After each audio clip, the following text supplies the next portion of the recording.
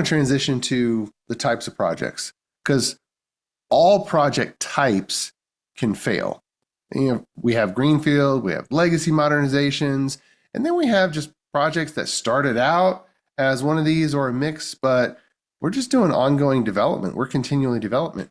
Greenfield, a lot of people love greenfield. They're the ones that are brand new. They aren't upgrades, they aren't modernizations, they aren't integrations with a merger of companies. They're new systems where no system has existed for this function before, either because it's a maybe new business process or maybe because the previous process wasn't automated or digitized. And these projects are very common in growing companies because the pace of change could be more constant. The new ideas are flowing.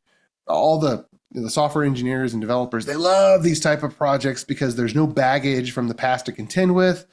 And more naive software engineers love them because it's another opportunity to start over and attempt to, quote, do it right this time, end quote. Maybe avoid some of the mistakes of the last project. Whereas more competent software engineers love them because they're eager to succeed again, just like they have become used to. And so maybe that's a little bit fodder when you interview software engineers. With a greenfield project, you really should expect the team to be able to have some deployed segment of the chosen architecture, have it online, have it deployed and demonstrated really within the first week of the first line of code being written. And we're not going to cover implementation sequences here in this webinar, but as an executive that's overseeing your project, the longer, this is what you should look for, the longer the delay between the first line of code and the first interactive demonstration to you, the higher risk you have for the entire project. The beginning of the project kind of sets the norms for the entire thing. And remember, one of the Agile principles is working software is the primary measure of progress. So until there is working software, there is no progress. All right, the secondary measures only account for anything after you have the primary measure.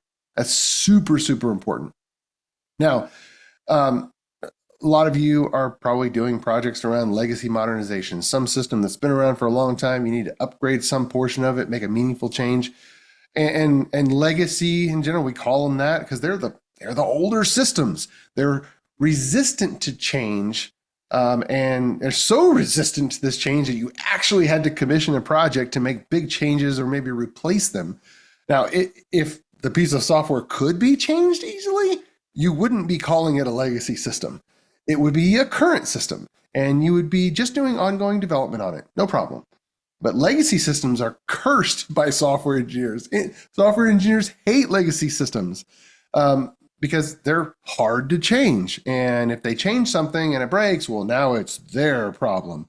But it's important to realize that these software systems became legacy systems through a series of ineffective software leaders.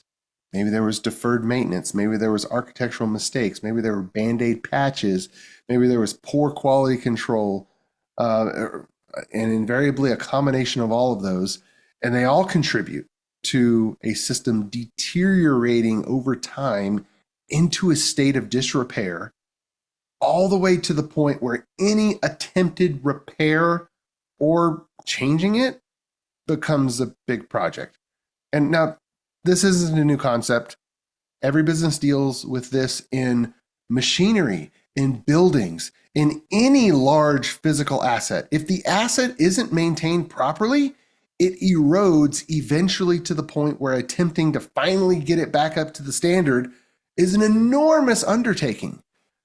And if you do it right, then it keeps on working. Let's take dams all across the United States. There's big electric motors that open and close floodgates of dams. And around Austin, Texas, there's a big dam called the Mansfield Dam. And a company named Westinghouse installed the electric motors, and it was almost 100 years ago. And by being maintained properly, 100 years later, the floodgates and the motors operating the floodgates on the dam still work. Okay. So it doesn't mean that something old is always a legacy system.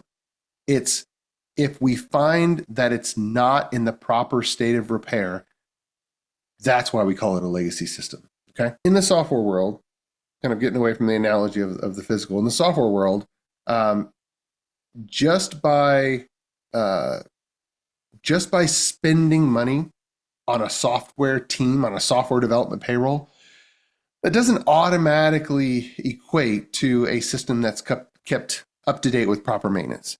You have to inspect it. And in order to inspect it, you have to have a checklist. You have to have a defined maintenance schedule. And you have to know who is checking to make sure that it happened. And in a lot of cases, there's no maintenance schedule, there's no inspection checklist, there's no person assigned to do the checklist, there's no reporting of what we find for maintenance of the software system, and the executives don't get informed, and then something time passes, and then something happened, and all of a sudden we label it legacy, and there's a recommendation bubbling up that we need to replace this system, and the executives feel ambushed, and it's like, where did this multi-million-dollar expense come from? And it's a big old surprise. But unfortunately, that happens too often in the industry, but it doesn't have to.